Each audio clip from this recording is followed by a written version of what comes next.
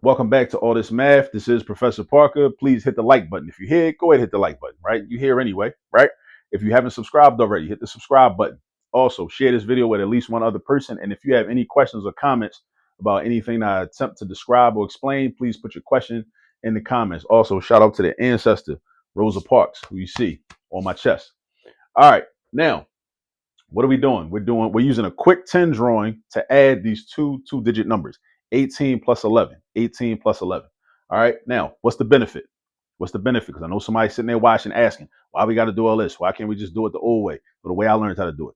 There's nothing wrong with the way you learned how to do it, but our children should be exposed to alternative methods, as many methods as possible, especially a method like this, which helps them to gain a better understanding of place value and also prepares them for the concept of combining like terms, which they will see in algebra, which jams up and confuses a lot of children, right? This helps to prevent that confusion. So that's why. All right, 18 plus 11. Let's use symbols to represent 18. So ask yourself these questions. How many 10s are in 18? How many 1s are in 18? There is one group of 10 in 18. So we can use a symbol to represent that 10, that one group of 10. I use vertical bars. So I use a vertical bar to represent this 10. And then I use little circles to represent the ones. How many ones do I have? 8. So I'm going to draw 8 little circles. 1, 2, 3, 4, 5, 6, 7, 8. Right? So that's 18. All right. Then I do the same thing with the 11. How many 10s do I have? 1. How many 1s do I have? 1. So I draw one vertical bar and one circle. Right? Then what I do is I say, how many 10s do I have all together? I got 1 and 2. I got 2 10s.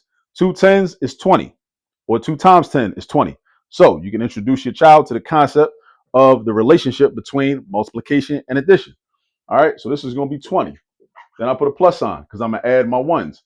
So count up all your ones. 1, 2, 3, 4, 5, 6, 7, 8, 9. The ones are the little circles. And I got 9. So I got 20 plus 9. Now, how do I add 20 plus 9? I could count on from 20 using my hands, using my fingers, whatever, right? Or I could say, well, since I know that 0 plus 9 is 9, then logically speaking, 20 plus 9 should be 29. All right, and I write that.